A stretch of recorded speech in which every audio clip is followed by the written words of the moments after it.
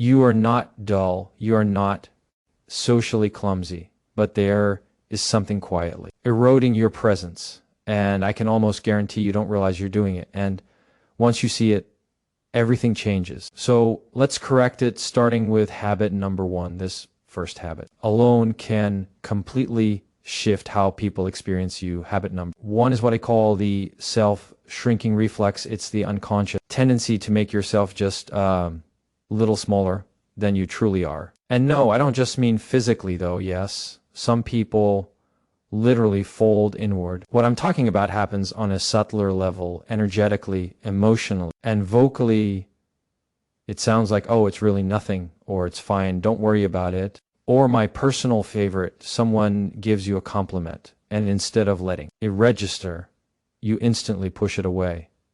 Oh no, it wasn't a big deal, I just got lucky. We tell ourselves this is humility, but what we're actually communicating is, I don't fully believe I deserve to be here. And nothing destroys magnetism faster than that.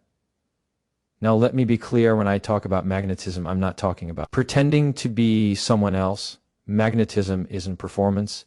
It's not volume.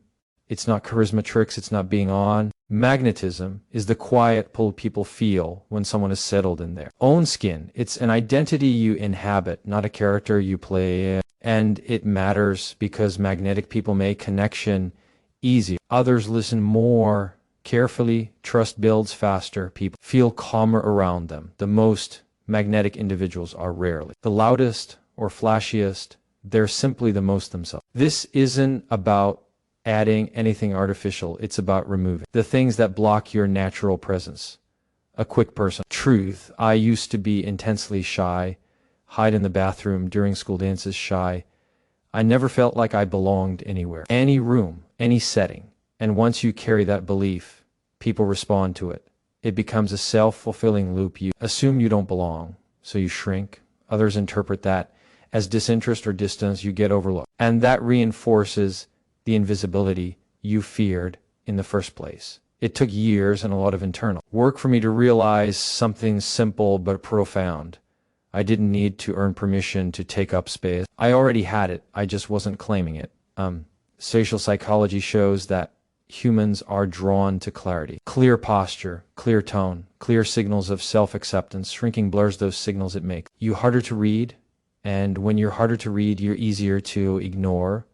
So if you recognize this habit in yourself, here's how to change it. Expand 1% more than feels natural, not 50%. Not dramatically, just 1. Sit all the way back in your chair. Use your real speaking volume instead of the softened version. When someone compliments you, let it land. Don't deflect it. Simply say thank you. I appreciate that. These micro shifts communicate something powerful. I'm allowed to be here, and I'm not apologizing for my existence. People feel that immediately. Now let's move to habit number 2, the over-apologizing loop. This one hits close to home, especially because I'm Canadian. And if you're Canadian, apologizing isn't just a habit. It's practically a reflex. We apologize when someone bumps into us. We apologize to furniture. I've absolutely said sorry to inanimate objects more than once. So trust me, I'm not judging from a pedestal. But here's the issue. Excessive apologizing doesn't come across as politeness. It subtly communicates your comfort matters more than my presence. Or even I shouldn't take up too much space. And that quietly erodes magnetism. Research shows that unnecessary apologies lower perceived confidence and social standing, not in a dramatic way, but in a subtle shift. People start reading you as less grounded, less certain, less influential. Each apology becomes a small signal of self-doubt, and others register it instantly.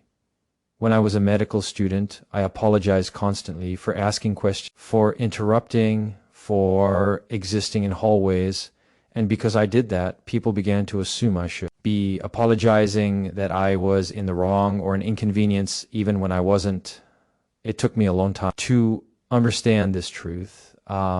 I was training people how to treat me. So here's the fix. We're not eliminating apologies, we're upgrading them. Instead of sorry, I'm late, say thank you for your patience. Instead of sorry, can I ask something? Say, I have a question. Instead of sorry, could you repeat that? Simply ask, could you repeat that? And sometimes the most powerful replacement for an apology is nothing at all. Just continue calmly.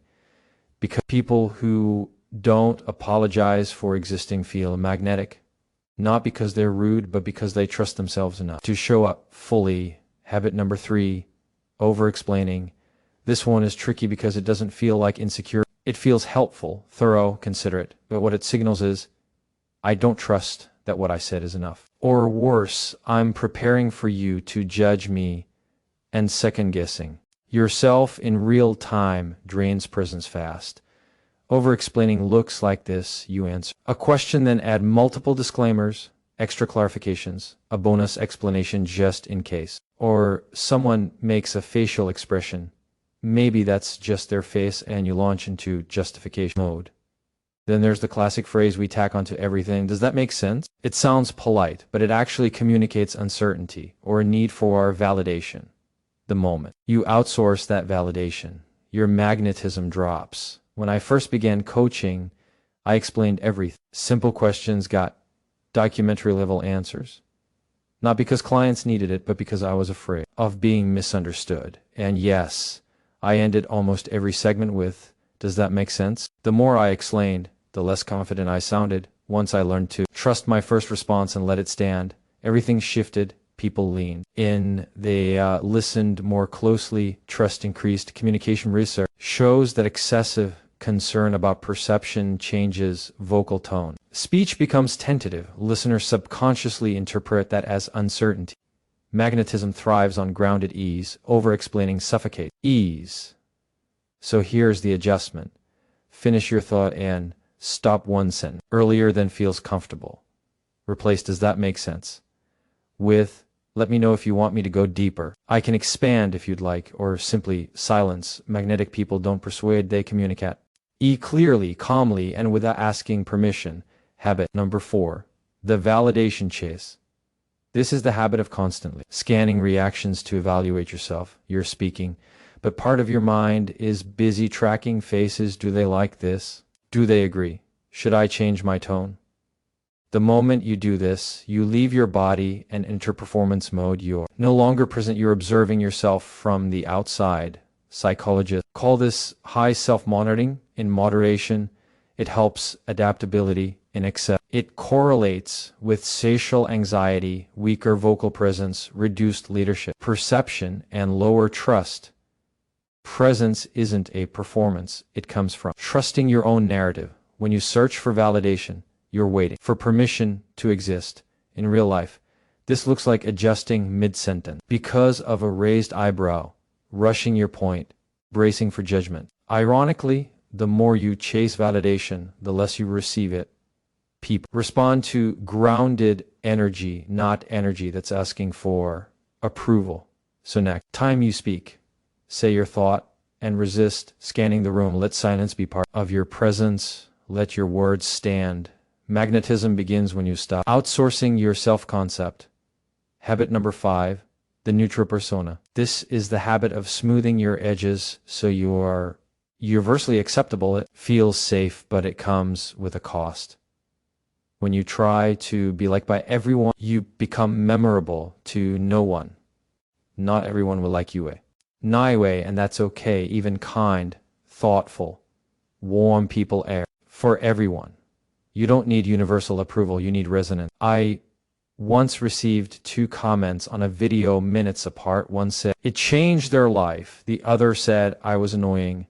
Same video, same moment. Same me. People aren't reacting to you. They're reacting to themselves. You can be the juiciest peach in the world, and someone will still hate peaches. The neutral persona looks like watered down enthusiasm. Agree. When you have opinions, sharing vague versions of real stories, it's pleasant, non-threatening, and forgettable. People don't connect through perfection. They connect through specificity. Magnetism requires texture. So start small, share one real opinion, laugh naturally, offer one specific detail. You don't need to overshare, you just need to stop hiding. Magnetism isn't added, it emerges when you stop betraying for approval. Bottom line, magnetism isn't something you perform, it appears when you remove what is blocking it. And when you stop dimming yourself, people don't just notice you, they feel you.